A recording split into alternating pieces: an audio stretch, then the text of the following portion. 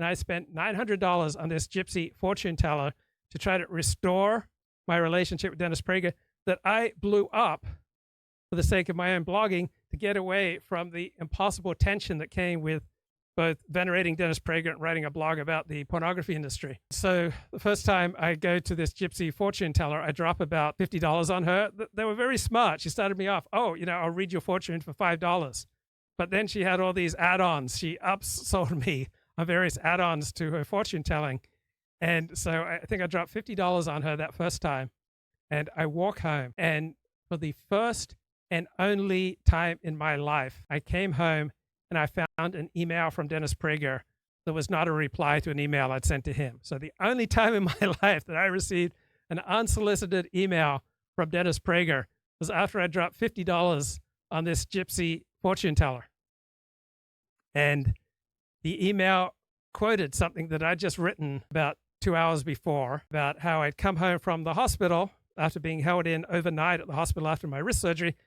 What was the reason I was held in overnight? Because I had a panic attack. As I came out of surgery, I just felt so alone because I'd walked to the hospital, right? No one had taken me to the hospital and no one was picking me up at the hospital.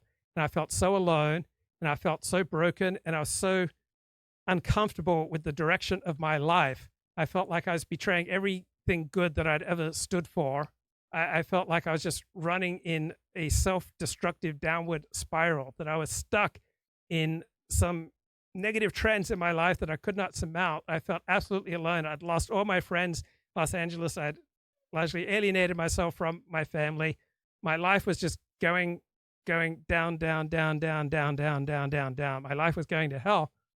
And so I had blogged what a comfort it was to come out of surgery, have them finally release me the next day and get home and to be able to turn on Dennis Prager's radio show. Even though I completely alienated myself from Dennis Prager, any normal person would look at what I was doing by my blogging about him against his wishes as the grossest betrayal. But here I blog what a comfort I find it is to go through surgery and come out of it, get home, and to listen to Dennis Prager. And Dennis Prager quoted my blog post in his unsolicited email to me after I visited the gypsy fortune teller. And then he wrote, I hope you remember that the next time, comma, for whatever reason, comma, you want to hurt me.